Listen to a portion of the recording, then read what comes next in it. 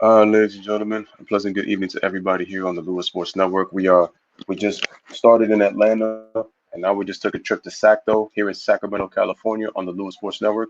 Shout out to Karan and the Railing. He's already the first one. So again, ladies and gentlemen, make sure to smash the like button. Make sure to hit the subscribe button as you guys come in. Make sure your notifications are turned on. Make sure you are sharing this on your social media outlets and definitely on Reddit. Truly appreciate it. How is everybody doing? We are on our second straight video for the night. And again, shout out to Karan for coming through. I know he says he's got a lot to say on the Sacramento Kings. Again, make sure to hit the like button, hit the subscribe. Sacramento Kings fans, man, if you guys are out there, you know this video is for you guys, repping the Sacto area for you guys here on the Lewis Sports Network. And as you can see, we are on the Google search. There is De'Aaron Fox, there is Buddy Hield, and there is Bogdan Bogdanovic. And Karan was waiting for this one, man. So again, man, hopefully everybody is able to come through. And again, man, let me know who is in the building besides Karan. And I can't wait to get started on this. Yeah. And before I get started, ladies and gentlemen, I want you guys to hit the like for tomorrow's video because I'm going to be talking about the protest, the violent between the protests and the riots. I'm going to be talking about this. So just to make sure to hit the like button for that video that's coming out tomorrow. And I'm actually going to leave the link in the chat. Um, Shout out to Joel in the building. He says, "What up? What is going on, Joel? Hope everything's good with you, my man." So I'm just gonna leave the link in the chat for tomorrow, and I want you guys to, if you guys haven't yet, to hit the like on those videos, and it's gonna be for tomorrow's videos. So I'm just gonna do that before we get started talking about the Kings because I know I'm gonna just put that in here. Here you go. And I'll just put that into the chat. And I'm also going to put in the Jordan versus LeBron in terms of the controversy surrounding them with the idea of the media wars that both of these guys are having. And definitely going to check this out. So again, make sure to, I know with everything going on right now, it's been crazy. But just do me a favor as you guys do that, man. Just hit the likes for those videos. And we got a lot to talk about tomorrow. But truly appreciate it, guys. So we're talking about the Sacramento Kings. And Karam, I know you got a lot to say about Sacto. So if anything, you can definitely, go ahead and ask away about some of the things that, is going on. And, like I said, guys, so the 2019-2020 Sacramento Kings came into the season with a lot of promise. Reason being is because they have Marvin Bagley III, they had De'Aaron Fox, they have Buddy Hield. Sacramento right now currently in the Western Conference are 3.5 games out for the 8th and final playoff spot. As I call it, the race for 8th. You got Memphis at 8th at 32 and 33. We got Portland at 29 and 37. They are 3.5 back. New Orleans is 3.5 back at 28 and 36, and the Sacramento is actually tied with them for 10th, but currently at 11th at 28 and 36. And then you have San Antonio at 27 and 36. So the Spurs are 4 games out. So from 12th to 8th is only separated by 4 games, and Memphis has they have the most difficult schedule out of all 5 teams. Now let's look at the Kings' schedule. I want to look at Sacramento's schedule. Again, smash the like button, hit the subscribe as you guys come in. Shout out to Daniel Berry in the building. I see you're a St. Louis fan, and he said just up. Hey, I appreciate that, Daniel. Appreciate it, man. And you're a Cardinals fan? That's what's up. I was a big fan of the Cardinals. I like the Cardinals. I like their organization. I was a big, huge Albert Pujols fan, Jim Edmonds fan, Ozzie Smith fan, Scott Rowland fan when he was there. I love Yadier Molina. He's still playing for them. Shout out to Karan. He says, I think the Kings need an overhaul, to be honest. I don't like what Vlade is doing in the front office. He has missed opportunities to really put a really good team together. And I know some people were really criticizing Dave Yoger, but I feel like he's done a much better job with the team he had last year compared to what Luke Walton is doing this year, even though I have to give Luke a little bit of a pass in the fact that he's had some injuries and this team has been inconsistent. I don't like the fact that they don't really play defense, and I know Luke Walton has been trying to implement the Golden State style from what he was coaching with Golden State as an assistant under Steve Kerr. But this team is talented. They got talented, but I feel like their front office to me needs an overhaul.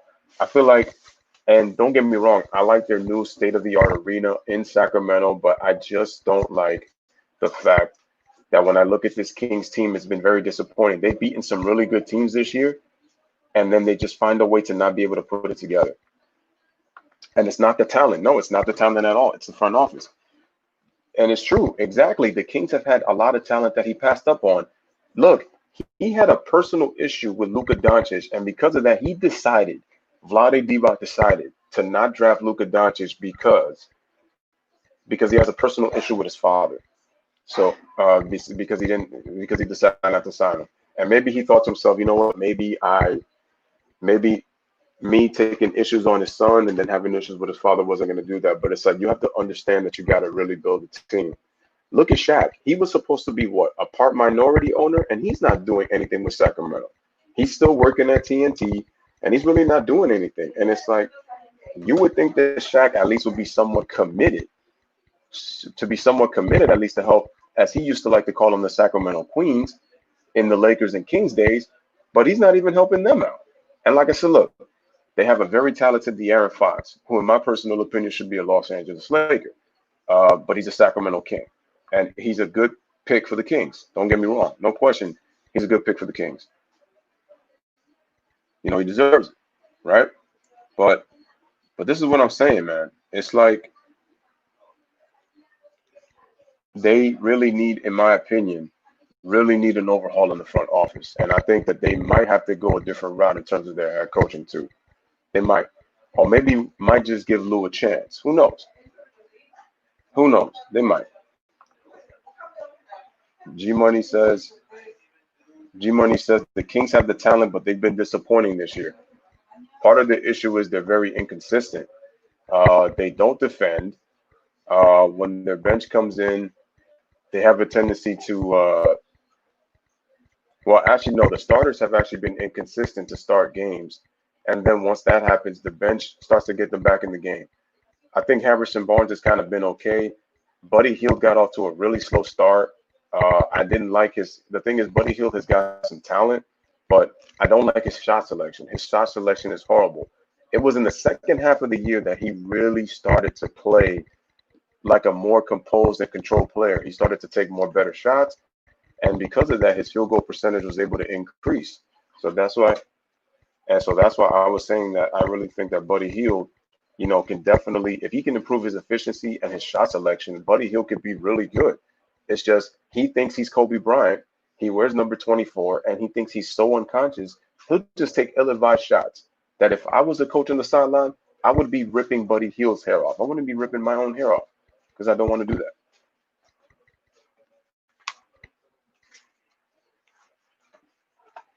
So I wouldn't do it. But you know, and the thing is, I like the Sacramento Kings, and I felt like last year they were much more competitive. They definitely had opportunities to make. They had opportunities to make the playoffs. They lost a lot of close games last year. They won 39 games. So if they win those close games, think about it.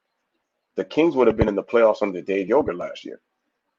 Yeah, I agree with you, Karam. Luke Walton and Vlade Divac, they both got to go. What I didn't understand was Luke got fired from the Lakers and he immediately got a Kings job, and that's what Vlade did. He just quickly hired him after they got rid of Dave Yoger.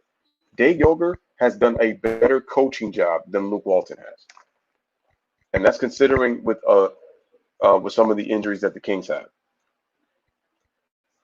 I'm sorry, but I just feel like Luke, to me, doesn't have the personality to be a coach.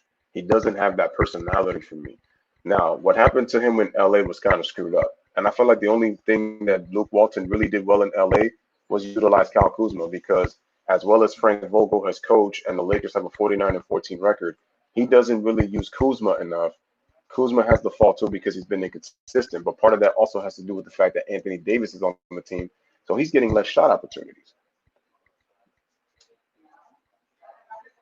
But I look at a guy like Marvin Bagley III, very talented young player, but the issue with him is he can't stay healthy.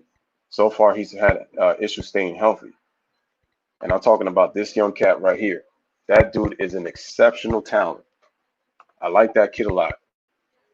Now, if I click on Sacramento, now let me ask y'all a question. If the season were to resume, do you think that the Sacramento Kings possibly have the opportunity to make the playoffs if they resume? And let's say that these guys, if the NBA resumes and they go back to the schedule, because when I click on the Kings, let me go back to Sacramento real quick because I need to check their schedule remaining of the season. So let's see. We're going to play devil's advocate for the Sacramento Kings. So I'm going to type in games remaining for Sacto. We're going to go to NBA.com and check the schedule. Or, yeah, we'll go to NBA.com just to check the schedule. I'll do that. Okay. So now, wow, they went to October. No, I need to go to, okay, well, March 11th was the last game, right? And they were supposed to play, wow, tickets. Wow, look at that. There were tickets for $31 for that game on March 11th, real cheap. Here's the Sacramento Kings schedule. They were supposed to play the Pelicans. There's Brooklyn. They got Dallas. They have Houston. They had Orlando. They had another game at home against the Pelicans. They had the Cavs. They had the Hawks, the Pacers, the Spurs, the Clippers, the Lakers, the Cavs, the Spurs, the Timberwolves, the Nuggets, the Lakers, and they ended the season against the Golden State Warriors. So their schedule is a little bit tough in April because they got the Nuggets and they got the Lakers twice and they got the Clippers and they play the Pacers. So they got a couple of playoff teams. They had the Nets, Mavericks, and the Rockets. Right? So what did you think, guys? Do you think that they possibly could have won, those games? The Kings stink they've done a terrible job. Kings stink in close games and their execution is terrible in close games. Yes, it is. They're another team that tends to blow leads. I remember the game against Toronto, and I remember I was doing that game live when I went live for that broadcast, and they stayed with Toronto pretty well. I remember Toronto had a double-digit lead. The Kings came back, and then they took like about an 8 or 9 point lead, and then the Raptors came back and blew them out. And I just said, what happened? And Luke Walton's one of his biggest problems is his rotations. I don't like his rotations. His rotations are terrible. He doesn't know what to tell their team in terms of execution. I'm surprised that Buddy Hield figured out how to be more selective with his shooting without the services or advice from his head coach. Then you have Luke Walton started Bogdanovich over Buddy Hield. Yeah, and that's another thing. He made Buddy Hield come off the bench. Buddy became the sixth man. And if I remember correctly, Bogdanovich was actually starting the season. But he also had injuries. Because I believe he didn't start until November. The Kings haven't made the playoffs since 2006, and exactly because they would have had an opportunity to erase a 14-year playoff drought, folks. And he says, I remember the Kings blew a 19-point lead against my Thunder. Facts. I remember that game, and I saw that game. And Chris Paul did a good job leading that team not only back into the game, but, they were able to beat them. The Kings could have made the playoffs. They could have made. I think what you mean is they could make the playoffs, but it's going to be tough. It's going to be tough because they got some playoff teams. They have some playoff teams. And like I said, I feel like, again, there's some talented teams in this league, but they really lack veteran experience. This is something that Sacramento is also lacking too. They lack veterans on their team. If they get themselves veterans, they'll be much better. They definitely will improve. I mean, I like Rashawn Holmes. Harrison Barnes has been good, but I feel like Harrison Barnes could definitely help a playoff team. I mean, that's just me personally, I think. In your personal opinion, guys, what do you think in terms of a playoff team? What do you think Sacramento is lacking? What do you think that they're lacking? Karam says he'll be back in 20 minutes. All right, cool, no doubt. What do you think what do you think, guys? What do you think in the chat that Sacramento possibly needs, in order for them to, make the playoffs? What are they missing? Now, obviously, they're missing this guy right here. They're missing Marvin Bagley. And again, salute to the people that are here in the chat. And I know YouTube has this thing where they kick people out for them to come in. I know YouTube has had this glitch. Nothing is pretty much running smoothly. I know what it is. That's how it works out here. So when I look at this team, man, they definitely, for me, have the ability to be very good. And if you look at Sacramento, they're 23rd in points per game. Remember, all 30 teams score 100 points. They're 17th in opponents' points. Not great, but it's not like bad. They are 21st out of 30 teams in simple rating system. They're actually one of the slowest teams in the league, which you would think that they should be running a little bit more. Right now, they're 28 and 36, and that was what was actually expected of them. And they play in the Golden One Center. And like I said, we took a little road trip on the Louis Sports Network. We started in Atlanta, now we're in Sacramento. All right, so make sure y'all come on in. Again, smash the like and hit the subscribe for your boy as you guys come in. And so they're 28 and 36. And they're also 19th in offensive rating at 109.7. And they're 19th in defensive rating. Phone going off, apologize. And so, like, as we continue, Sacramento, definitely to me, they're obviously not a good defensive team. And it looks like, again, in terms of what Luke Walton wants, he's really not been able to get to the players. I think a part of that has to do with rotations. I think it's got to do with injuries. I don't really like the fact that this is, like, all happening, right? G Money says the Kings lack a go-to guy, and they need a coach who can preach execution and defense. Right. Yeah, that's the thing also down the stretch. They don't really have a go-to guy. I don't look at De'Aaron Fox as a go-to guy. I mean, don't get me wrong, he's good, but I don't see him as a go-to guy. G Money also says in the Raptors game, Fox took a stupid 3 when Kings were only down 2 with like 25 seconds to go. Yeah, that's also the issue that I have with Sacramento. It's their lack of awareness with the shot clock and understanding the time and possession and situations of the game. So the thing is, this team still struggles in learning how to win close games. And I just don't think Luke Walton is going to teach you that, because with the Sacramento Kings, and it's crazy.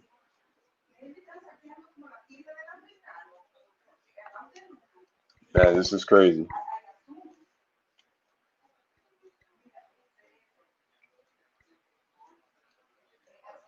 Again, guys, make sure to smash the like button and hit the subscribe for the Louis Sports Network. We're talking Sacramento Kings, and can they possibly make the playoffs?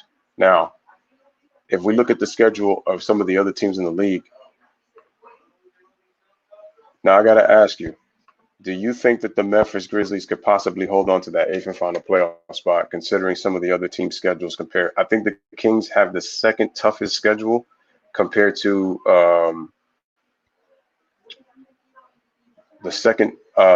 they have the second strongest schedule compared to the Memphis Grizzlies. And remember, also, these teams haven't played in a long time. So if you really almost look at it, everybody is 0-0. G Money also says that the Kings also lost a close game to the Knicks. This happened at the Garden, I believe, right? I believe that happened at Madison Square Garden, if I'm not mistaken. That's crazy, man.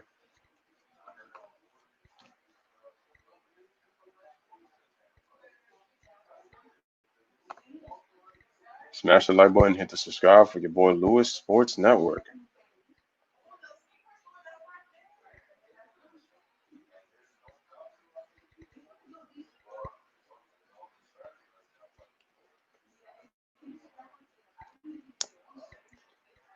Oh, yeah.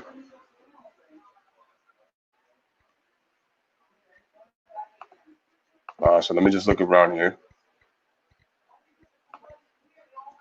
I think the Grizz will make the playoffs, but it would have been very challenging. I don't know, man. I just feel like any team that goes up against the Lakers, I think it's still going to be I still think it's a 4-game sweep for them because they just don't have the answer to go up against two dominant players because nobody really has go-to guys. Now, John Moran is playing well, but this is going to be the first time he's going into the playoffs. So I don't know how he's going to react to that playoff atmosphere. It's going to be a little bit weird because, and shout out to Ron. He says, "What's popping? Can't be with y'all tonight." Oh yeah, I know, Ron. You told me on the Atlanta video, so that's why I said that. It's all good. I can't be with y'all tonight. It's my birthday, and I'm doing a birthday thing. Y'all stay cool. Of course, man. Check y'all next time. No doubt, Ron. Even Kings lost a super close game and lost by 2 to the Lakers, while AD blocked Harrison Barnes at the end.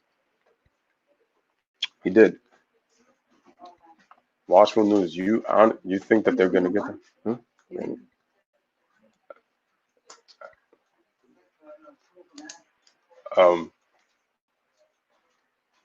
Watchful news says the Nets are gonna get Buddy Hield. You think so, bro? You think that they're gonna get him?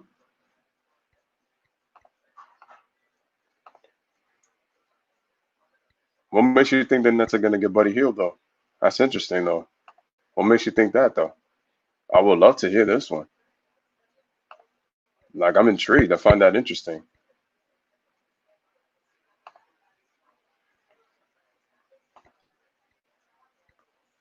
Definitely. We got 10 likes.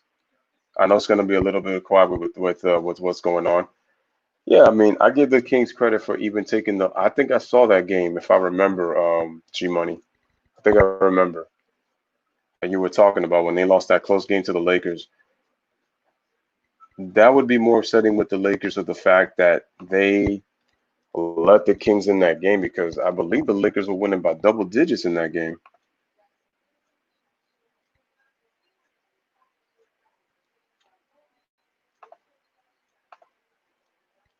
I mean, that's what I believe.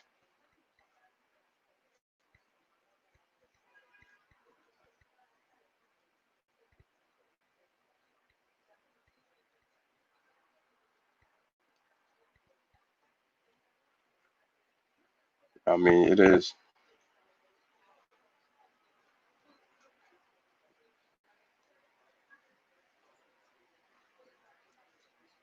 Mm-hmm.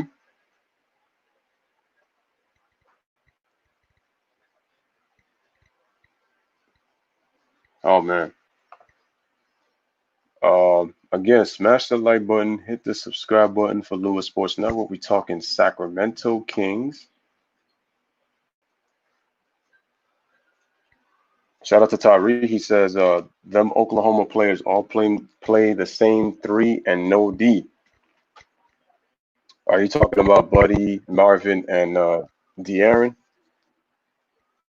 I know De'Aaron. Marvin's from Duke.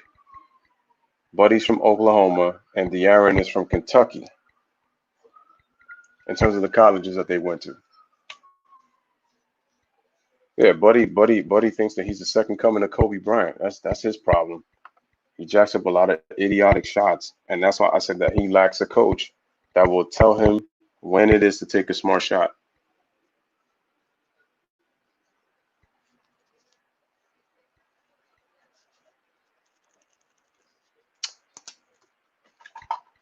Guys, keep hitting that like.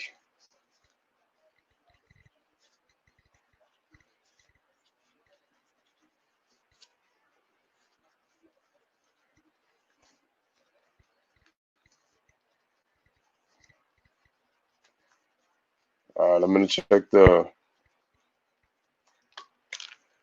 So let's see.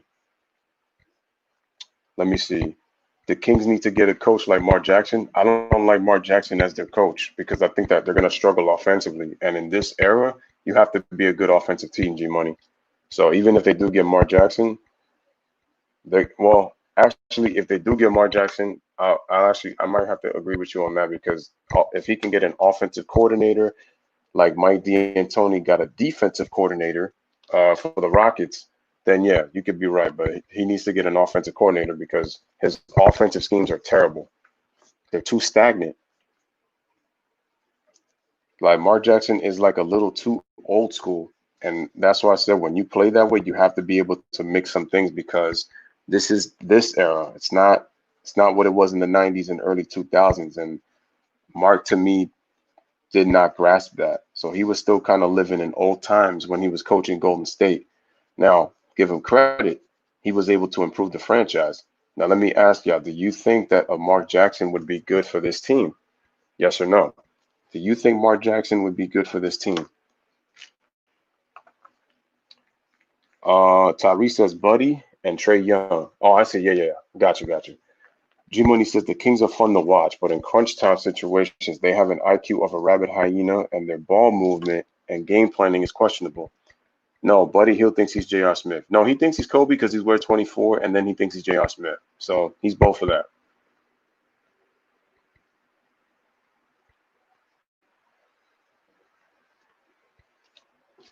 Um,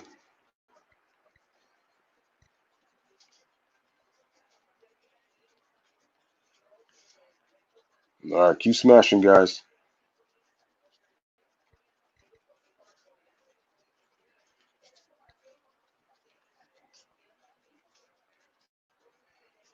I know they got Bijalika. He's good. He reminds me a little bit of Jokic, a little bit in the fact that he's a solid passer. He's not better than Jokic when it comes to like overall game, but he kind of reminds me a little bit of him in the fact that he can put the ball on the floor. He's a solid playmaker at his height.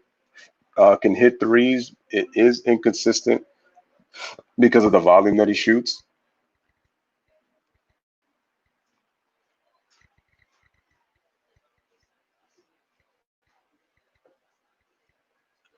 Uh,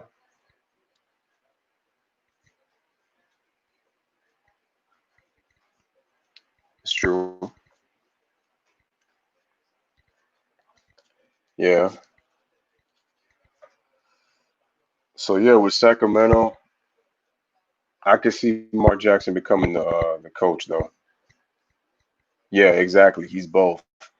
G Money says, I think Mark Jackson would help the Kings because he helped develop the Warriors into future contenders. That's true. You have a good point. If he can get himself somebody who can orchestrate the offense, get them to move the basketball, get them to understand how to play with IQ, and learn for them to how to get IQ in late games, that would definitely help. But they definitely do need a go-to guy. The Kings should have put a great team around DeMarcus Cousins. I agree. That's true. Right now, the Kings are like 3 years away from making a deep playoff run. I think the Kings are 2 years away from being a playoff team, and I think they're 3 years away from being from making a deep playoff run. But Boogie also didn't care much about winning, and his attitude kind of got in the way. Part of Boogie's problem was is that he didn't have the right coach around him. If you look at the head coaches that he had, so yeah, he did have a lack of attitude. But Mike Malone was actually good for Boogie. He actually liked him. They ended up getting rid of him, but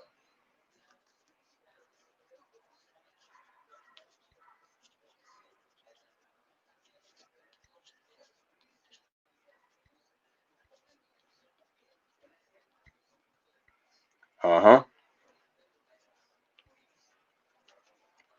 yep. So I think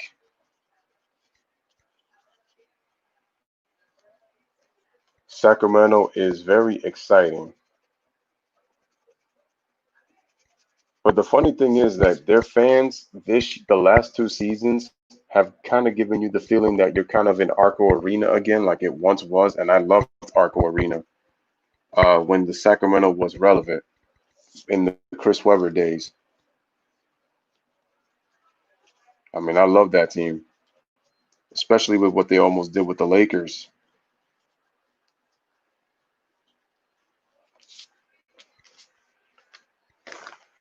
In the era of Jason Williams, Mike Bibby, Arco Arena was probably the loudest arena in the NBA at the time. I would love for that to be again for Sacramento. I would love it. Yeah, DeMarcus Cousins did need a coach like Doc Rivers. That's true. He did need somebody like that.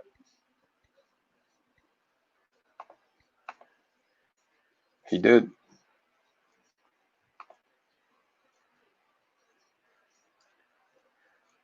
I thought it was smart, but I like this Kings team though.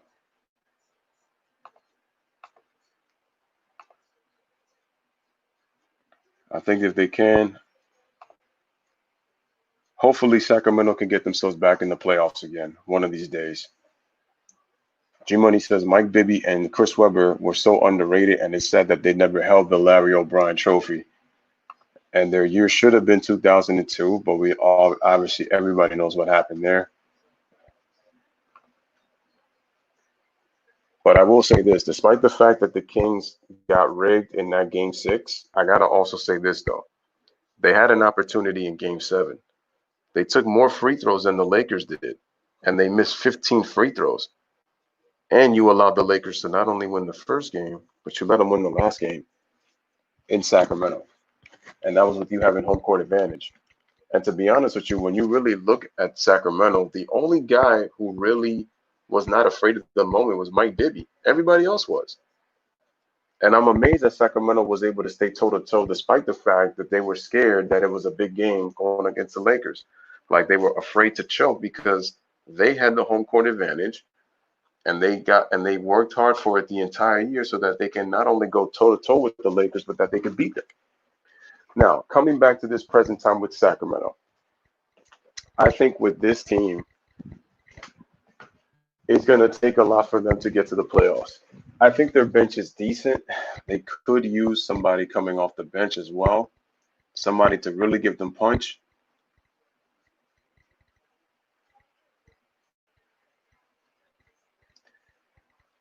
Like to really give them a jolt of energy. Now, if we look at the roster, we have Yogi Ferrell, De'Aaron Fox, Corey Joseph, Bijalica, Harrison Barnes. We have Justin James, Harry Giles, Rashawn Holmes. We have Kent Bazemore, Marvin Bagley III, Alex Len, uh, Daquan Jeffries, Kyle Guy, and Jabari Parker. That's right, because he got traded. So why did they show Jabari Parker with Atlanta? And the thing was he was traded, which is I don't know why they did that. But anyway,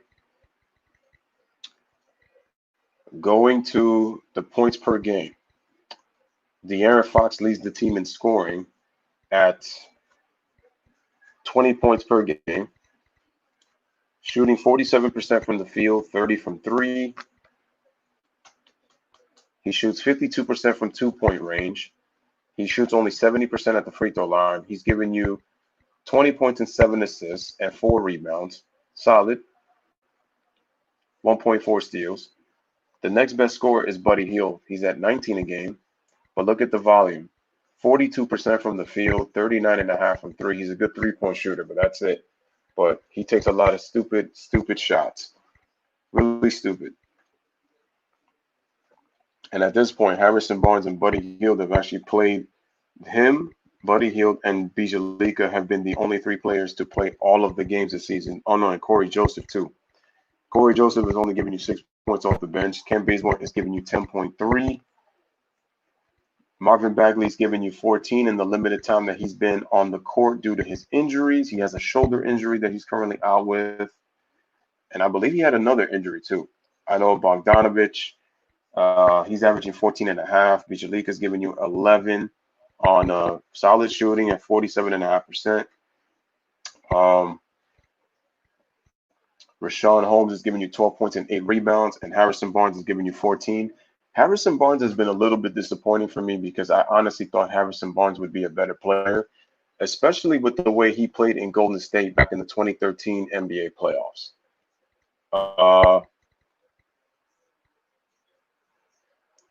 Underrated. No, that team was more talented than the Lakers.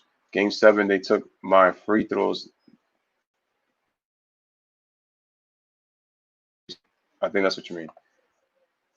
I disagree. The Lakers were more talented than the Kings, but Sacramento had a better team on paper. Actually, no. Sacramento was more deep than the Lakers. The Lakers really were not deep. They weren't deep.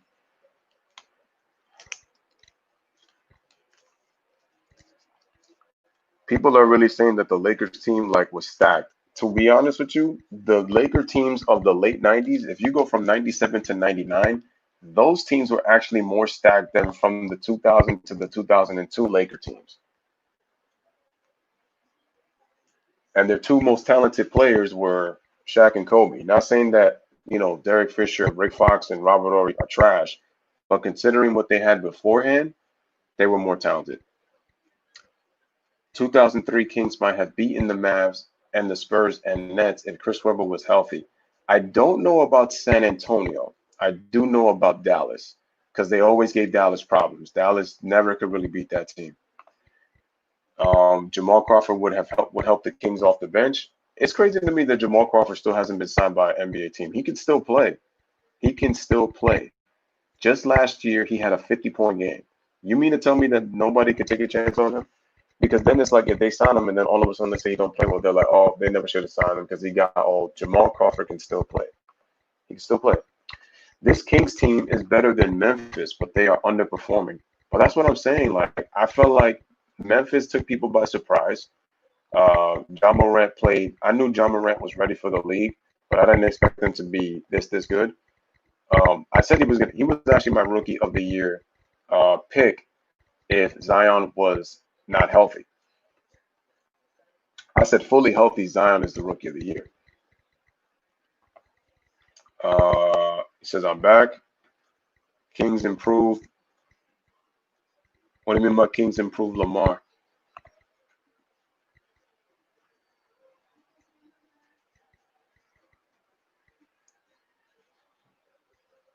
Not sure what you're saying there, but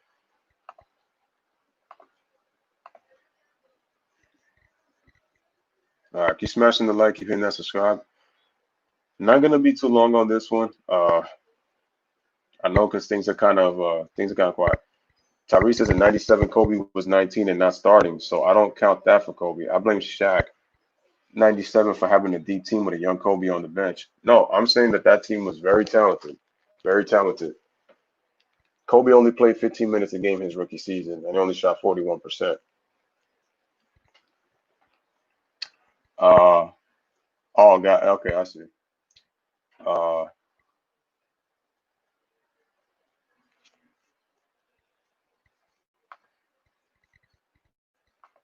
let's get a shot of that golden one center, man.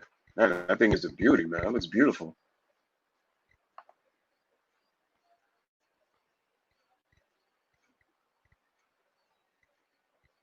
Give me 1 second, guys. I will be right back. Talks amongst yourselves in the chat. So give me 1 second.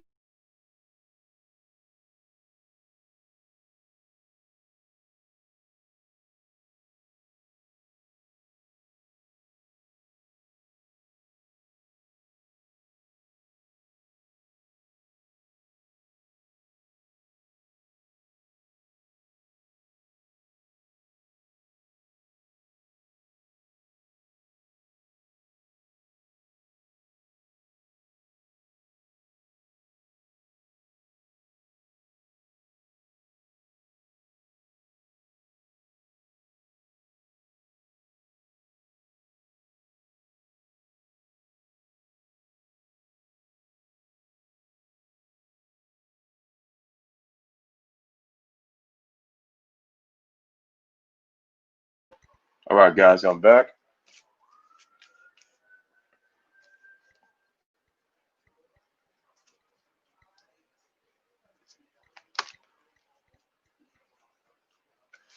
I actually do want to go to that Golden One Center. I actually want to see what it's like. I heard that center is like really state of the art when it comes to the technology. It looks amazing in there.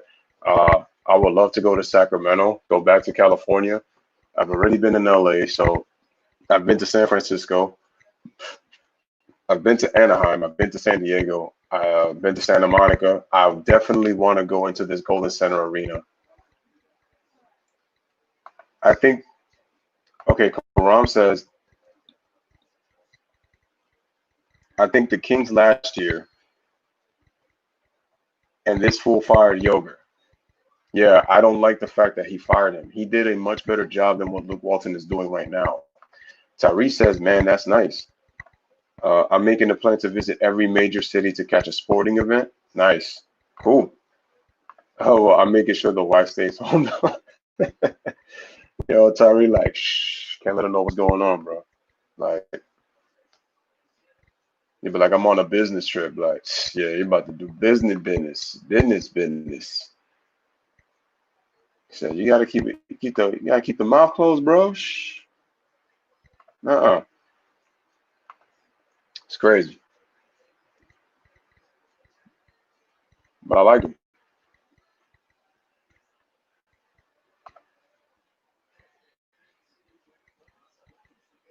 Again, guys, smash the like button, hit the subscribe button for the Lewis Sports Network. We're talking about the Sacramento Kings.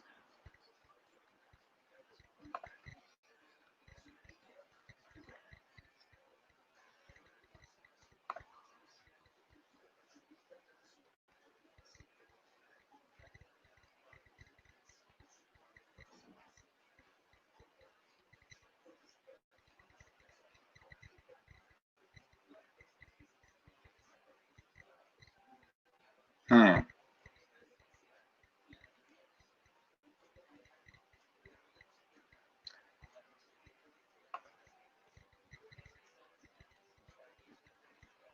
Oh, I see. He was trying to say travel. Got it.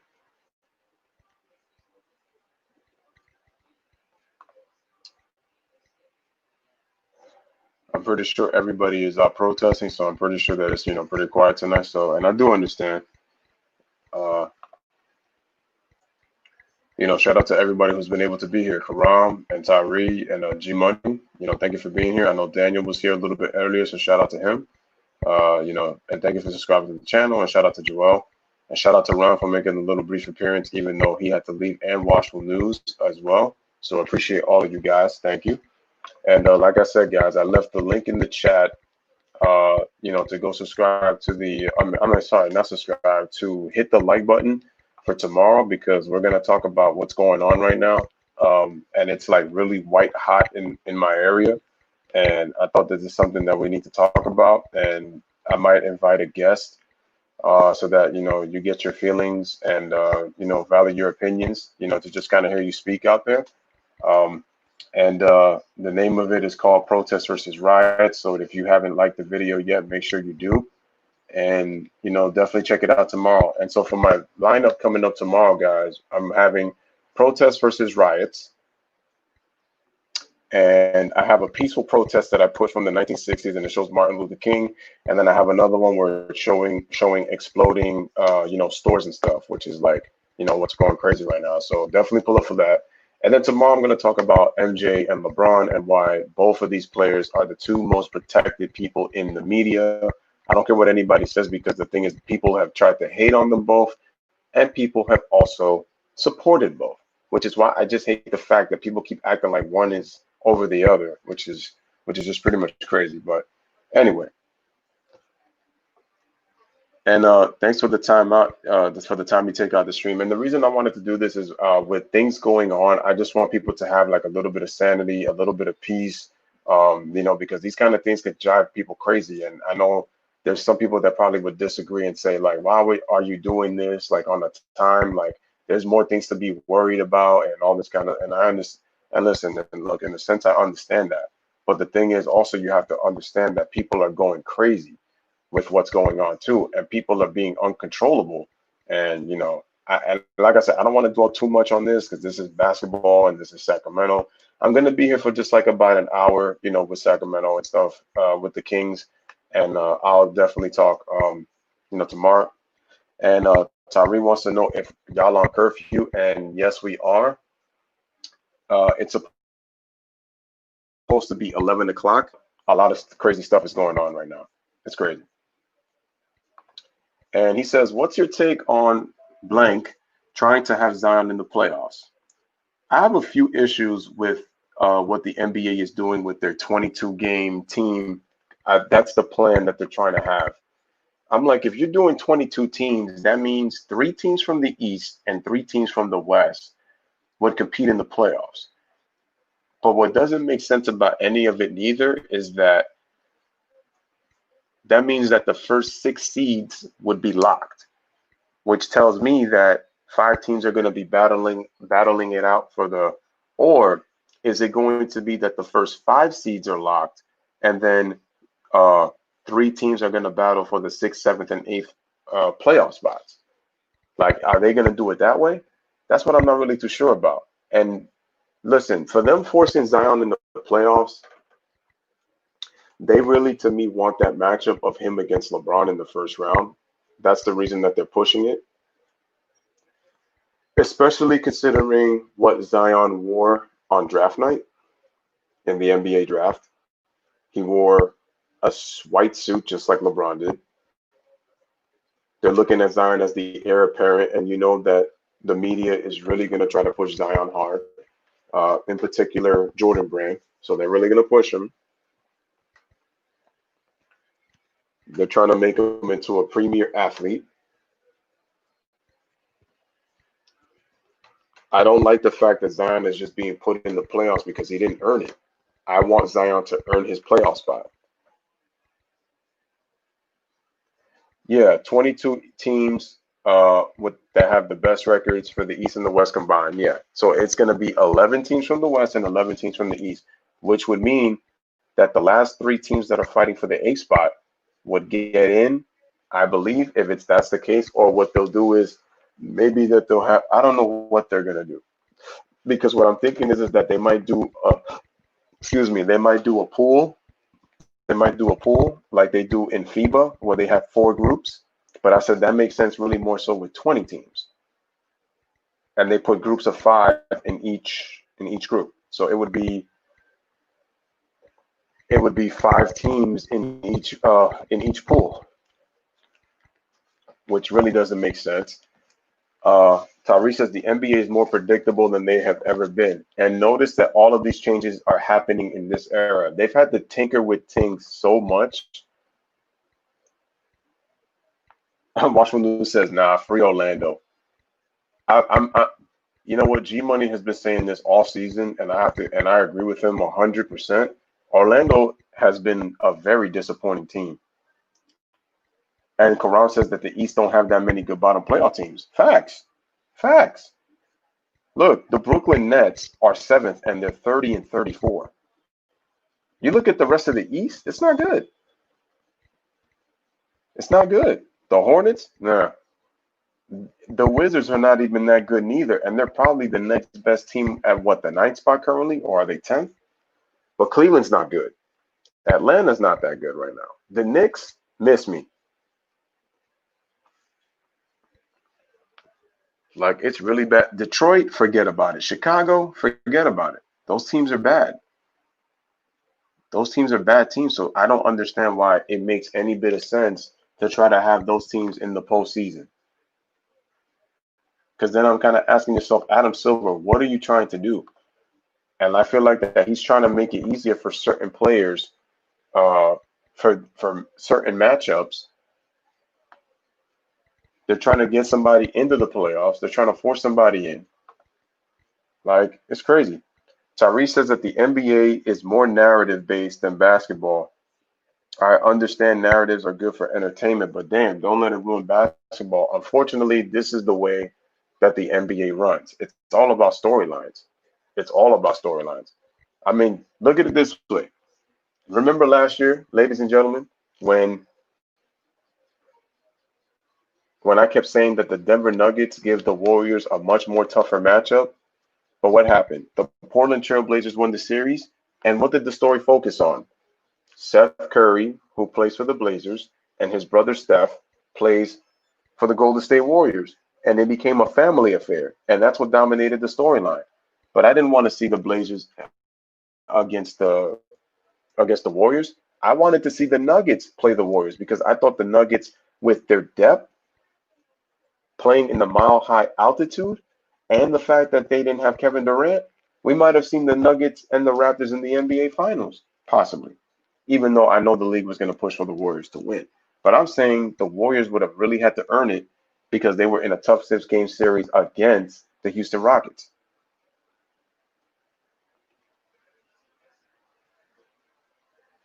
And I think that the Kings are a mediocre team. Like I said, they got talent, but they really need to change their overhaul. They're mediocre because they don't really have a direction. Karan says Luke Walton is Jason Garrett 2.0. And I'm upset that Jason Garrett is even on my damn Giants. Like, what were they thinking?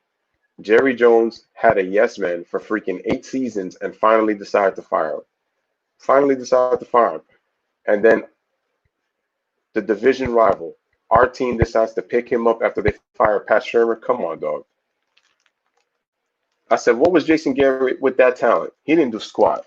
And you really, am I honestly going to believe that he's really going to be the driving force to turn the Giants around? Like, give me a break, folks. So, yeah, when I go back to Cali, I want to go to that beautiful arena right there, the Golden One Center. And I want to give Vlade Divac a piece of my mind, telling him, what are you doing to the Sacramento Kings team, bro? What are you doing to this team? And ladies and gentlemen, there is my man, CB4, Chris Webber. One of the most finest physical specimens to ever step on an NBA court. This man should be in the Hall of Fame, but unfortunately, due to what happened in college, he is not going to get in. And I said this before and I'll say it again. If Tracy McGrady can be in the Hall of Fame, this guy can be in the Hall of Fame too. My man, C-Web should be in the Hall of Fame. Yeah, I feel like the Giants might as well get AB because we be nice. I don't like Jason Garrett. Jason Garrett is a good offensive coordinator. Yeah, that's where I would put him. I wouldn't put him as head coach though. Offensive coordinator, yeah, but you think the Giants will take him? I mean, we had Odell, and you know how that turned out. Orlando would be a good old boys network strikes again, rehires and retreats. It's how bad Orlando is right now. That's another mediocre team that's been disappointing. I really thought that they would be better than advertised, especially with how they played so well last year, which is kidding me. Oh wait, he's not the head coach? Oh, he's the offensive coordinator? Oh, all this time I'm thinking he was the head coach. My fault. That's my bad. Okay. Well, hopefully he can improve our offense. These coaches in the NBA and NFL rehire retreats from their good old boys network. True that. Yeah, T-Mac getting in the Hall of Fame made scrubs realize they have a chance. I'm not saying that T-Mac was trash, but I'm just saying, like, considering the way T-Mac was, he was never really an impactful player. He was a great scorer, don't get me wrong, great scorer. He was a joy to watch in his days in Orlando, but he was quickly getting injuries even in Orlando. The Magic really never built a really good team around T-Mac. And T-Mac was still never really able to get out the first round. And I have to hold this against Tracy McGrady. The fact that Tracy McGrady had a 3-1 lead on the Detroit Pistons, even if Detroit is the better team, you still had to find a way to get that done, and he didn't get it done. I like Vukovic, but he had a down year this year. I don't like Aaron Gordon is very good athletically, but he's too inconsistent.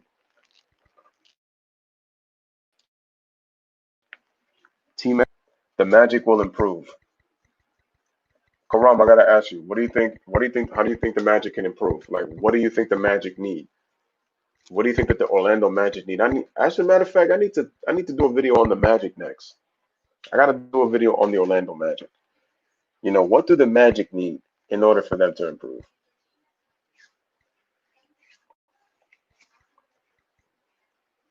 I said I know it's. Let's see. Man, look how strong Chris Webber look. There go that Sacramento arena right there. That's, man, I wish you could look. See, that's the Golden One Center. But every time I look at that classic Kings logo, it reminds me of the fact that if it's you know, old Arco Arena. Those were some good times, man. Good times.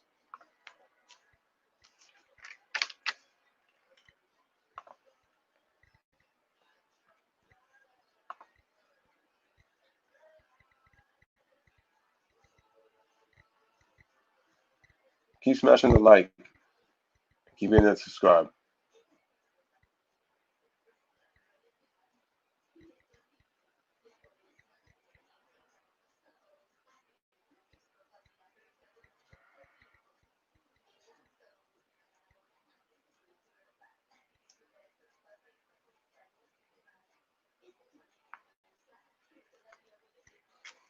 Mm-hmm.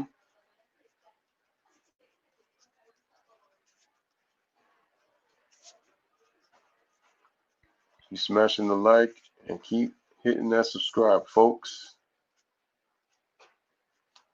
Talking Sacramento Kings.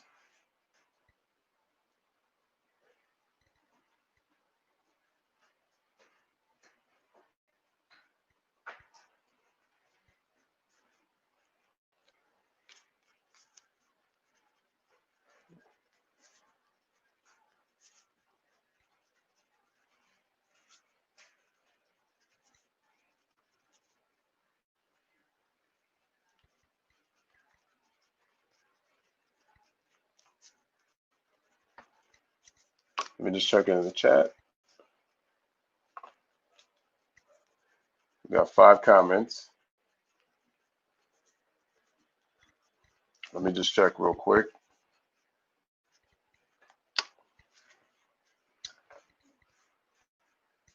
All right, ladies and gentlemen, let me just go back to the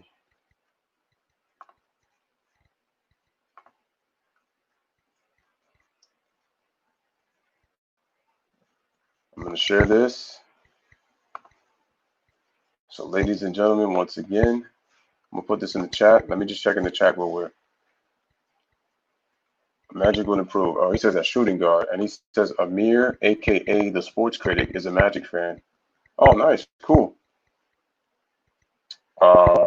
Orlando needs more shooting, defense, and depth. I agree with that. They're not a very good shooting team.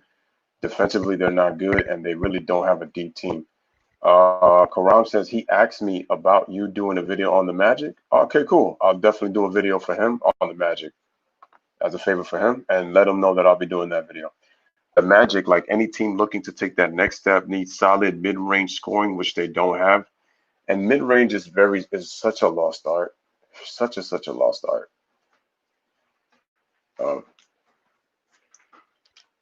It's really such a lost art. Give me 1 second, guys.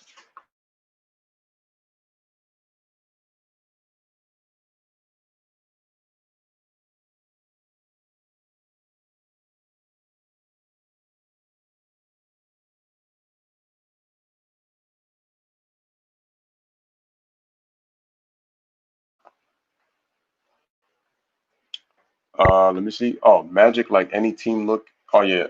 Yeah, I read that part. It's important that you can dominate the mid-range and scoring. It's like a body, you need a solid core or your balance is off. Well, I always say that if you have a balance, your offense is that much stronger because now you can play many different styles.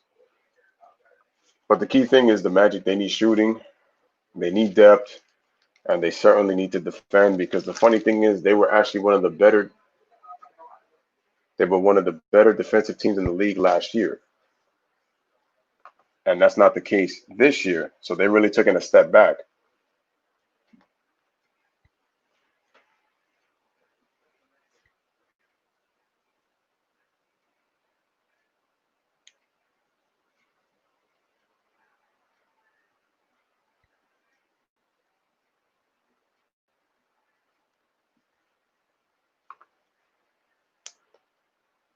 All right, we are in the comment section.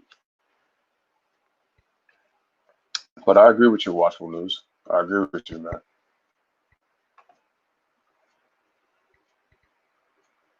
But I definitely got to do a video on the Orlando Magic. Did I do a video on the Miami Heat? I'm trying to think. Karam says, I think the Pistons have the toughest rebuild. When I look at that team, I just feel like their pieces don't fit. Shout out to Richard in the building. Again, make sure y'all hit the like and hit that subscribe. Richard says defense is key. That's what turns teams around. Louis, is that the inside of the new arena? Yeah, that's the inside of the new arena. They just put the old Kings logo on there, Tyree. But yeah, that's the inside of the arena. If you actually look at the concession stands and stuff like that, it's the technology is pretty crazy. It really does look awesome. And again, let me put and I'm gonna put it once again. This is the outside. That's the outside of the arena.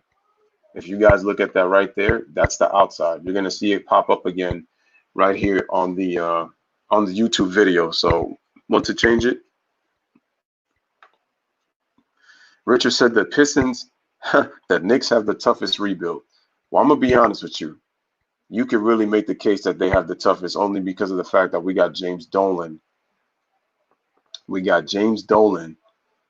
So see, guys, if you guys look right there outside is really, and shout out to Richard, man, for coming through in the building. Appreciate Richard coming through. I know that, this is very difficult right now with what's going on, but I just wanted to, do the video so that, everybody's got something to talk about, something just to kind of like relax your mind with everything that's going on. It doesn't mean that you can't think about it, but, just want everybody to, just have a little bit of a good time, talk. And I'm coming back with another video tomorrow. Like I said, it's the protest.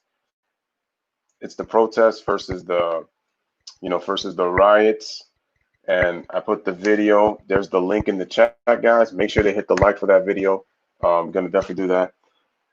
Pistons have the Blake Griffin contract on the salary cap. My issue with Detroit was, well, not really Detroit. It's really more so with Blake Griffin.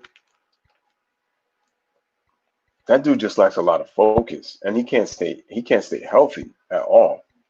Like at one point, I thought he was worried about more so being a star than being a basketball player. Yeah, that's the problem. Griffin makes a lot of money, so it's going to be hard for people to trade, especially though you're getting an injury-prone player too. So not only does he have a big contract, but he can't stay on the floor. So that's a problem. Tyree says, what would be nice is that if they would have TV monitors on the back of the seats, because it gets hard seeing the players the higher you are seated. I feel you.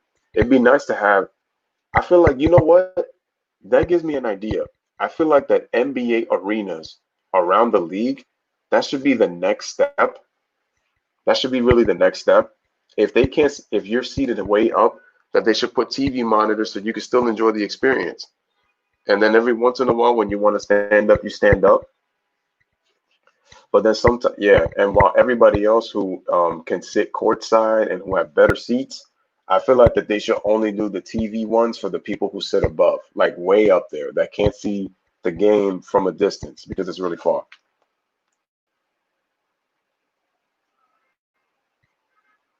Nice. Richard says, got you, brother. Hitting the memorial tomorrow. Nice. And protest on Sunday. Cool. Just make sure to be safe, Richard, with the protest. Because I know how these police people are being out here, man. Right now, it's crazy where I'm at. It's crazy. Yeah, man. Even in Dallas too. And if you look at Dallas's arena, like, look what Mark Cuban was able to turn that franchise into. And the fact that he's a billionaire, I feel like NBA arenas everywhere should definitely, at least for the upper level, put TVs behind the screens, behind the seats. That would be awesome. I would be able to enjoy my food without having to squint my eyes, like to try to look down on the court, or put glasses on, or even have to look at the big monitor, way above, like at the top middle of the NBA arena. He was home by 8. They just gave us a curfew for 11 out here. G Money says, ironically, the Kings would have played the Pels on blank. G Money, you remember? I was supposed to do a doubleheader. I had the Thunder. I was supposed to do the Thunder and the Grizz. No, the Thunder and the Jazz on that Wednesday, March 11th. And then I was going to do the Pelicans and the Kings. I was going to do the Pelicans and the Kings that day. Crazy, right? I was going to do the Pelicans and the Kings that day. And I had a good amount of people waiting for that game. A good amount of people. And what happened? Both games got canceled. And we know why. Tyree says, and also Also, do what Toronto does with the larger monitor outside and just change a feed to watch or charge a feed. True, that's another good idea. If you can't get into the games, just be part of outside. Hopefully, it's not too cold, but I know there's fans who are passionate. They don't even think about that. All they care about is their team. Yeah, it's crazy, man. Mark Cuban is one of the best owners. Yeah, I will say this about Mark Cuban though. I didn't like the fact that Mark Cuban broke up that 2011 Dallas Mavericks team so quickly when they won the title. I thought he broke them up too soon. And if anything, didn't even try to at least like kind of rebuild the team or something. It's crazy. He never even tried, which was weird. He just kind of quit because he was expecting that he thought he was going to get Darren Williams and Dwight Howard to play together to pair them up with Dirk in Dallas. Not only did that blow up in his face, um, but the Mavericks made the playoffs in 2012, 13, and 14, but then they've missed it every single year since. So they were on rebuild. Yeah, that would be cool. I was watching the Thunder versus Jazz on Fox Sports Oklahoma, but I was like, what's going on? All the starting lineups introduced. Yeah. For people who were on my live stream that day, I was literally watching the starting lineup and then all this stalling, and I'm like, what's going on? And then I saw that they all of a sudden canceled the game. Yeah, he also broke up Nash all too early too. That was crazy. If it wasn't for the issue going on, you and I could have Bucks and the Lakers. I mean, impossible. Yeah, that's what I was. Yeah, but it was like they kind of felt like they were kind of iffy. It was. I know part of it was a contract issue with Nash because they were trying to commit to Dirk, so they couldn't get Nash. Dirk personally thought that him, Nash, and Finley were all going to play together. And the funny thing is, after 2006, Finley was gone and he went to San Antonio. He won a championship. It's crazy when you think about it that the Dallas Big Three of Nash, Finley, and Nowitzki, only Nowitzki and Finley won a championship, and Steve Nash didn't. That's crazy. Steve Nash would have been looked a bit different had he won a championship. And I thought Steve Nash's best shot was 2007, but I got derailed by the Robert Ory hip check because it took away the momentum. Even if the Suns had the lead in Game Five at home, they struggled to score, and Amari's points would have been really nice to have down the stretch. Yeah, Karam, exactly. The Thunder were about to tip off, and then I'm like, why is all this discussion going on? And then we know what happened with Rudy Gobert, and once that happened, it was like, yeah, like it just sucked, and it like took the life out of me because it's like, okay, maybe this won't last long.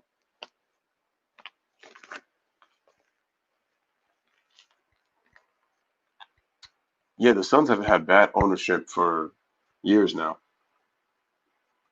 after they had that team together.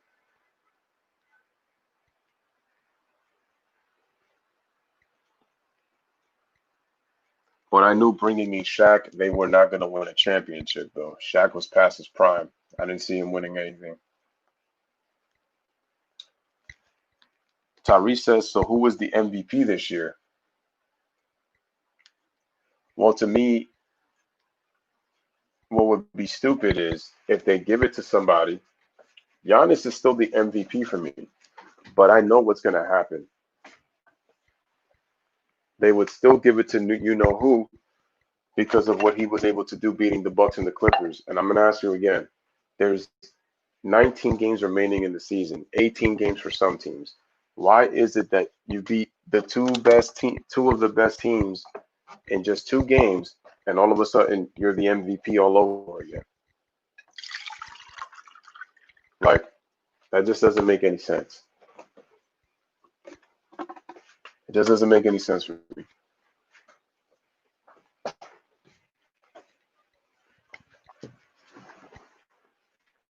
Yeah, I agree, Richard. I think Giannis is the MVP, and I'm still picking Giannis.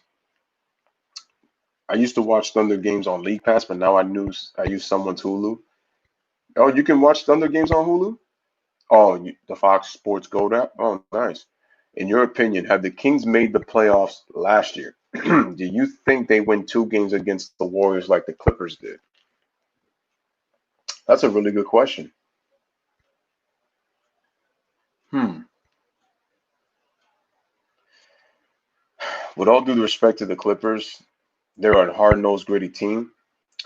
Uh, I'm amazed that they won 2 games with Gallinari being as inconsistent as he was, and he only played one good game, and that was in Game 5 on the road, and that was the game that the Clippers won. But the funny thing is, Gallinari actually had, yeah, he's the best player on both sides of the ball. People can say what they want in terms of that Giannis doesn't really have a skill set, but he's been impactful. Giannis has been impactful. And like I said, Giannis is not playing with another dominant player. Uh, I need to make another video on Kendrick Perkins.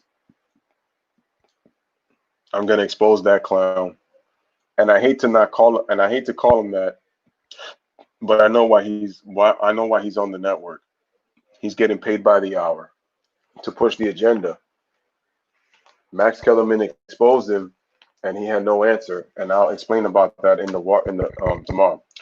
So true. Warriors came in overconfident. Then KD shut the door. Yeah, that was my issue. They were torn with the Clippers. The Clippers have a nice, good, hard nosed team, but the Warriors were more talented when it came to the starting lineup, and they had Kevin Durant. They took the Clippers lightly. And the funny thing is, the Clippers were not supposed to make the playoffs, but that trade for Zubac for Mike Muscala, part of it really helped.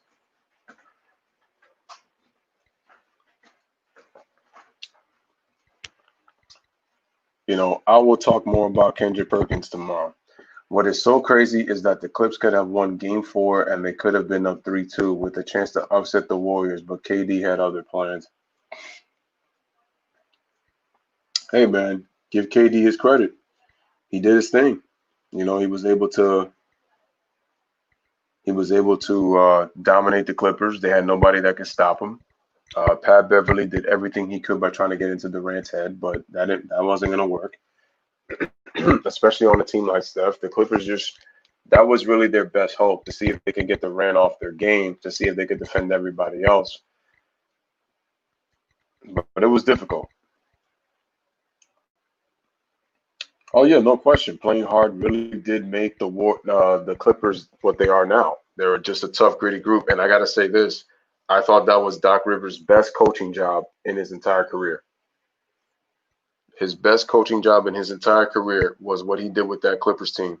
They had no all-star players, and he helped and he coached them to 48 wins and good enough for a playoff spot. Oh, and by the way, in the Western Conference, from the eighth seed to the 1 seed was separated by only 9 games. Only 9 games. Even though the West has started to become a little bit weaker in 2019, my point is seeds 1 through 8 was only separated by 9 games.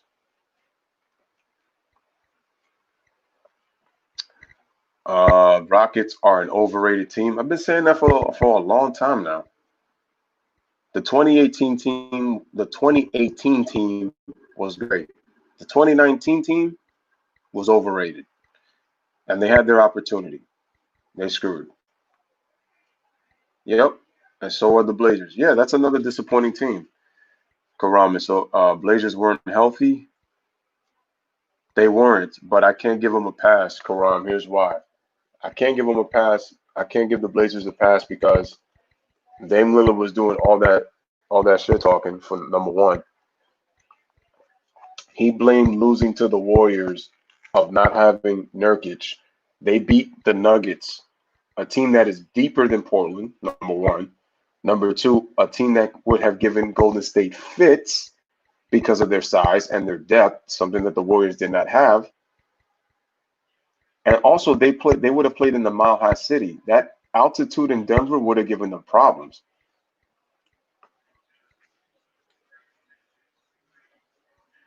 So I honestly think that the Blazers, and the thing was, Damian Lillard blamed the Nurkic injury. They had 3 double-digit leads. There's no excuse for that. So I understand what you're saying, Karam, but I can't excuse Portland like that. And that proved to me that Dame is not the guy he thinks he is.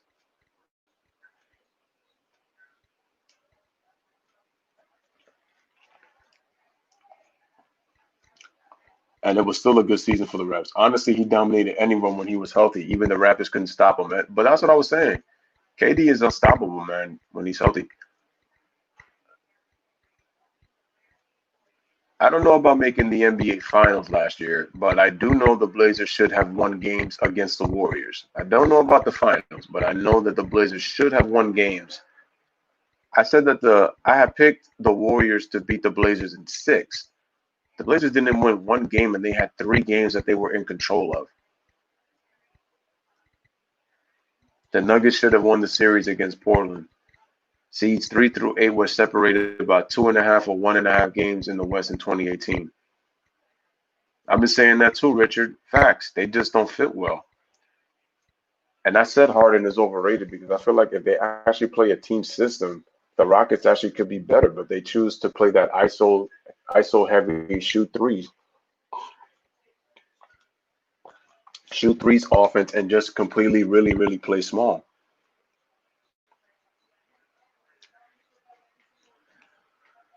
Yeah, I honestly think so. If they were to go up 3-1 G Money, yeah, I could see the Blazers winning at 6. Yeah, they have a really much better chance of winning at 6 if they were to do that. If they were to go up 3-1, yeah.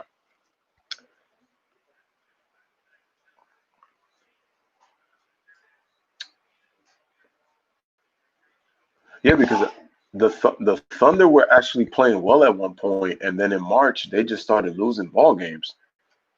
They just started losing basketball games. This was the this was the Mellow. This is the team with Mellow and George and and Russell Westbrook.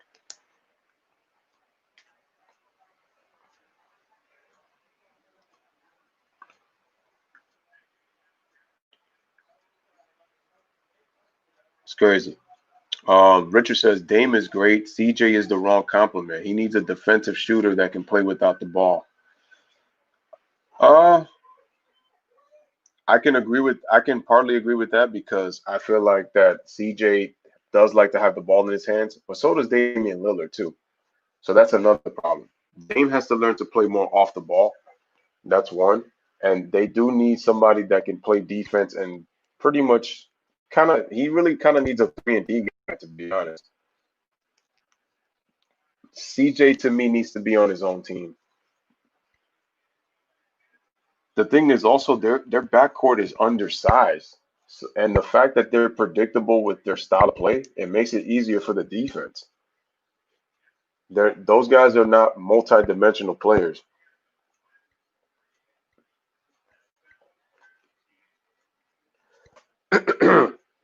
Because even if Dame has improved his defense a little bit, and even though he improved his playmaking a little bit, if you take away Damian Lillard scoring, what else does he put on the floor?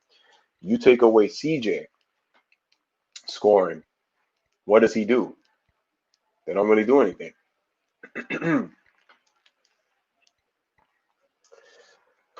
Actually, CJ would be good running the offense when Chris Paul's not on the floor. I mean, look what Chris Paul is doing with Shea Gilgeous-Alexander. So that just lets you know right there.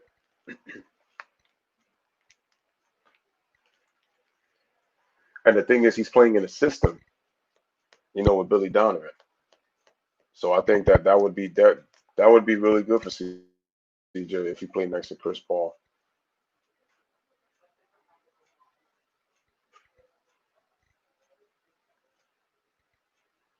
I definitely think so.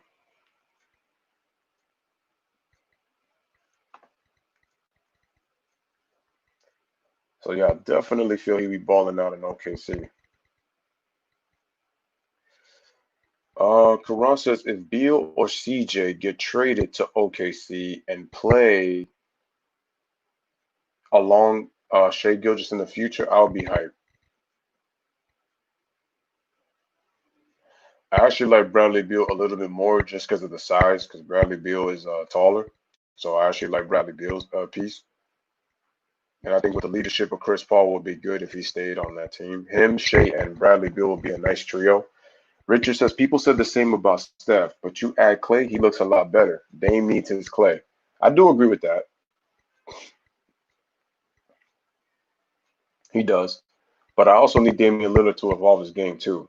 And I think that he could do that as long as he does get his Klay Thompson, which I probably agree. I think CP3 would be traded, but I don't know where. The thing with Chris Paul is that he does not want to give up his money. And I think if Chris Paul wants to get traded, he has to give up his money. But then again, I have to ask, what team would be foolish enough to take $44 million from a 35-year-old point guard? That's the question. That's the question. I kind of wonder that. G Money says Beal would kill it in OKC. He should have made the All-Star team. He's averaging 31 points per game. Richard says OKC has Shea, Gilchrist, Alexander. No place for CJ. He's looking good for OKC.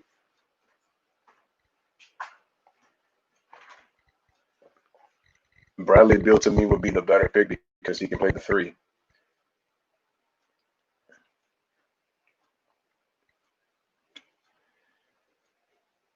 Yeah, and Shea does play defense. He's a very good defender. I mean, he did great for the Clippers in his rookie season. It doesn't get talked about enough, but Shea Gilgeous had a very good rookie season for the Clippers. I'm really surprised they don't talk about him enough. And he's played really well with Chris Paul.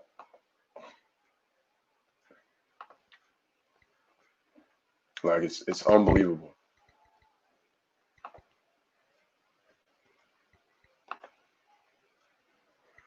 Smash the like button, hit the subscribe button.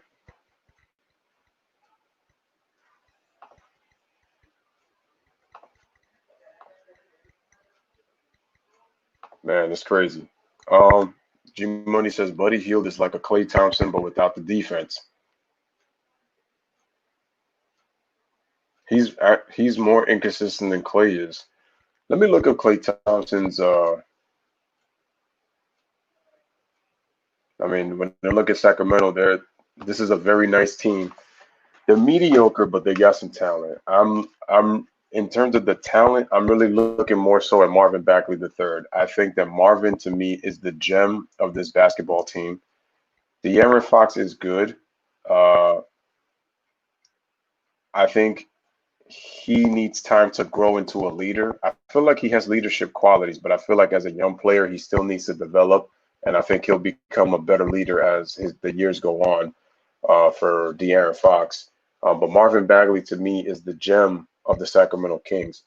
The key thing for him is to stay healthy because I can see him averaging 20 points and 10 rebounds. Easy. Easy. That's the type of young talent he has. But I was looking for somebody. Who was I looking for? Oh, Klay Thompson. That's right. Smash the like button, hit the subscribe, ladies and gentlemen. And I will be doing a Orlando Magic video. I believe that I'm going to do that as my next team. Be like, who wants to talk about the Knicks? I'm actually going to talk about the Knicks. Anyway. Okay, so Klay Thompson shoots 45.9% for his career. He's kind of reminding me like Ray Allen in a sense. And look at that. Klay's actually never shot 50% from the field in his career. He's been a better three-point shooter than he's been a field goal shooter.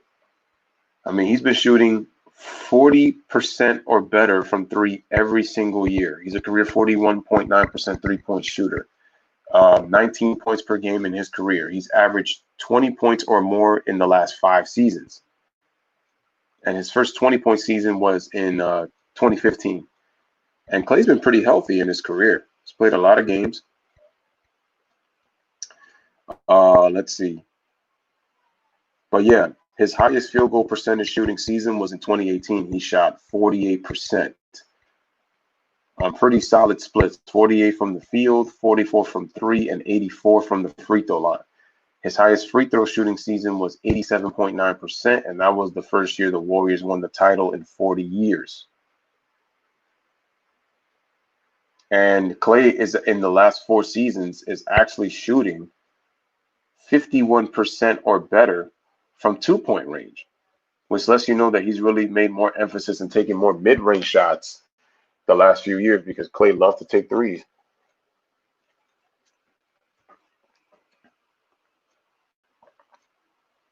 But Clay's problem is he's very inconsistent in the postseason, except when it comes to Game 6.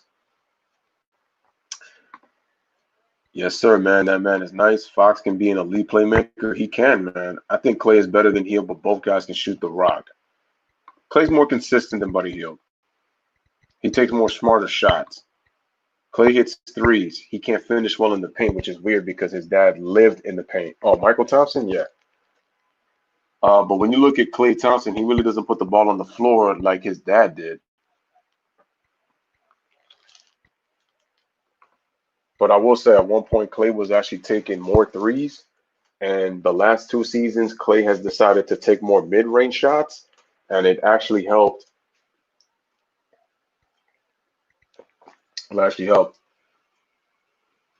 It almost feels like you've never seen him miss because that dude can get hot. But remember, his play really predicates off Steph. But doesn't mean Klay's not a good player because he's very good on both ends of the floor. But Klay's play predicates off of Steph Curry because Steph Curry gets more attention. Now, Klay will get more attention if Steph Curry is injured because they'll double team him a lot more. And everybody in the league knows that when Klay gets going, he can get super hot. But remember, when Klay gets hot, he doesn't really put the ball on the floor. He can't dribble. I just think that people overhype him when he said, like, yo, the Warriors have a guy who could score 60 points in 29 minutes. But I'm like, if you take Steph Curry off the floor, or let's say you trade Klay Thompson to another team, is Klay Thompson going to be, like I said, and he's the number one guy on the team. Number one, Klay's field goal attempts are going to go up. That's one. Number two, if you look how he's doing in Golden State.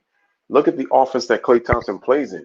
And he's not even really as efficient, which just tells you that he has moments where he can go through cold spells because Klay Thompson is a rhythm player.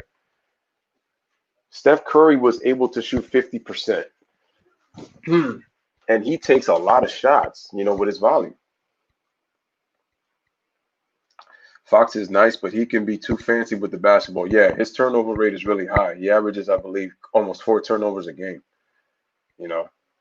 So that's pretty high for somebody, of his caliber with the Rock. So he has to also improve in his ability to not turn the ball over.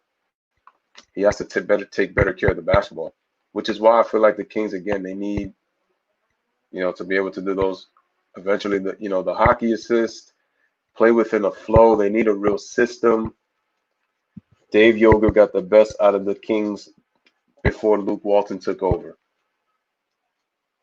And Klay will never be a number one. No, he's not a number one player on the team, but I'm saying, like, if he's your best player on a team, like, as he's getting more shot opportunities, but he's not really a number one guy. He's not your number one option on a championship team. That I know. People think the Thunder are a bad run franchise because they can't keep their stars. Think again. Klay's too inconsistent. That's why when I hate when people continue to hype these guys up like crazy. I'm like, they're a great team. But people are making it seem like they're the greatest of all time because of who so-and-so had to go up against. And it's like, it's ridiculous. It's really ridiculous because Klay is pretty inconsistent. It's crazy how people come and like, oh, man, Game 6 Klay. Yeah, don't get me wrong. Game 6 Klay can show up. But my thing is that he should be more consistent and show up more often. Because when you look at Klay's numbers, it's like, it's crazy how much he struggles in the postseason. Well, I got to give Sam Presti credit in terms of, Sam Presti deserves for messing the team up, but he also deserves credit for keeping the team competitive too. I got to say that. But the thing is, the Thunder did have some opportunities to get some shooters. They just kind of passed up on them. But also, the Thunder had some bad contracts, which is kind of the reason. And a lot of times they were in the luxury tax. I'm kind of amazed at times that they were able to get players like Paul George and stuff. You know, they're definitely a team that plays very hard. I agree. I agree.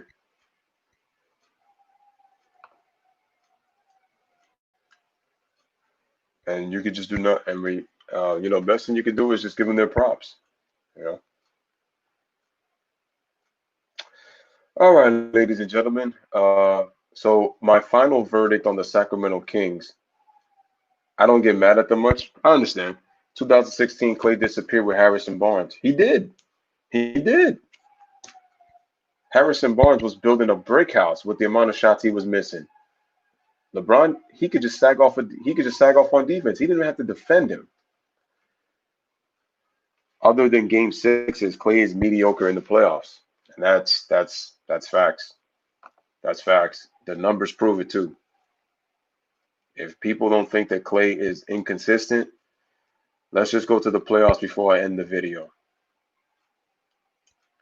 Here we go. Klay Thompson is only shooting 44% in the postseason.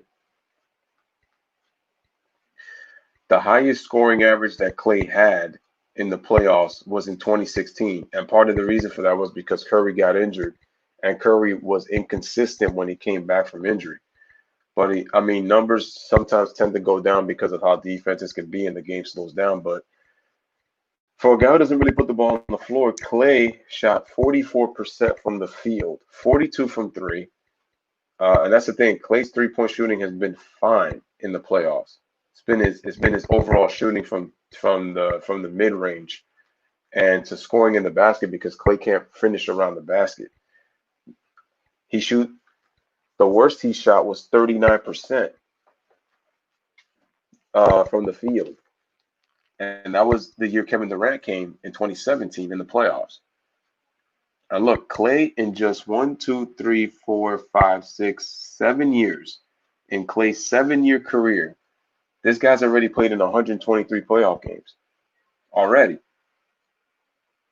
Because he's been to 4 NBA finals, I should say 5.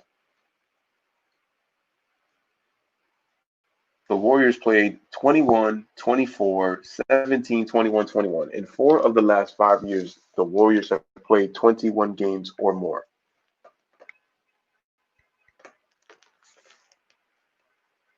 But Klay's very, very inconsistent. Look at this. First playoffs, 43%. Second playoffs, 40%. The first year the Warriors won the title, 44.6%. The year the Warriors won 73 games, 44.4%. When KD came, 39%. His best shooting playoffs was in 2018, 46.5%.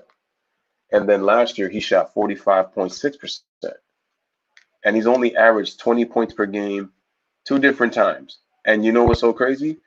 In the 2 years that Klay averaged 20 or more in the playoffs, the Warriors lost in the NBA Finals, 2016 and 2019. In the years that Klay averaged 20 for an entire playoff run, 2016 and 2019, the Warriors lost the NBA championship. 7 games to the Cavs, 6 games to the Raptors. Ain't that crazy? And now just imagine if the Warriors have won a championship in either one of those years.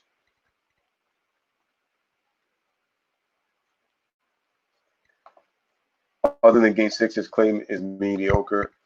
I got pissed about the Cowboys so much last year. They weren't even trying. Klay has some big games, but he isn't a great NBA Finals performer other than last year. Yeah, last year was his best finals. Klay shot 51% in the finals. That was his best shooting percentage in the finals. But if you look at his other 4 NBA finals, Klay has been very inconsistent. Very, very.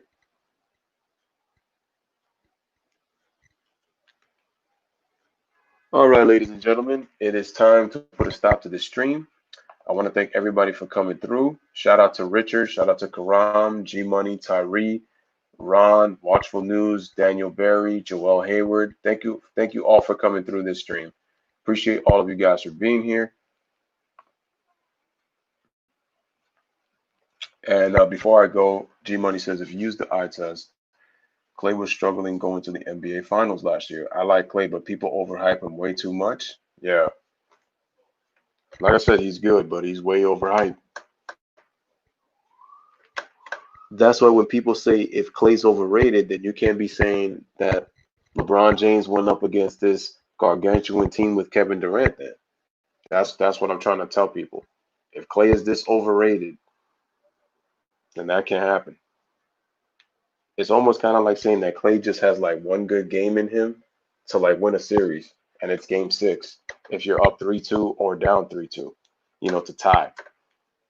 And it's like it's nice that Clay plays in game 6s, but it's like we need you to be consistent for a series. And I'm like, if that's the case, then that's a problem, because now it's like, well, in a series, Clay doesn't really play well. But then you're like, oh, well, don't worry. Klay Thompson shows up in game 6. Well, what if he doesn't show up in game 6? Then what? That's what it is. If you use the eye test, Clay was struggling going to the NBA Finals last year, as G Money just said. I just like Clay. I like Clay, but he's overhyped too much. Right. All right. So in the end, the Sacramento Kings, they need moves to be made in the front office. It starts at the top. They need a new head coach. They lack veterans on this team, and they need to develop Buddy Hield, Marvin Bagley, and De'Aaron Fox. They obviously have to become a better defensive team. They have to learn how to execute on offense, and they definitely have to learn to win close games. And they also have to learn not to try to blow leads and continue to execute. But like I said, I like this young Kings team. I just hope that they make the playoffs once again, because I think 14 years has been too long for them to miss the playoffs. And I would like for Sacramento to be in the playoffs again, especially with that great crowd in Sacramento. I would really love it to be Arco Arena again, in the 2020s. Because I don't think the Kings will make it this time unless they surprise me, depending on what the NBA is going to do. But I would like for them to, be back in the playoffs. All right, ladies and gentlemen. So this is your boy Louis with another one. Thank you, everybody who showed up and showed out on this stream. I appreciate you guys. And from the Sacramento Kings, this is Louis dropping back to New York, saying goodbye from the live stream. We took a trip to Atlanta and to Sacramento. Thank you for coming on this road trip with me. We will be going to Orlando next with the Magic.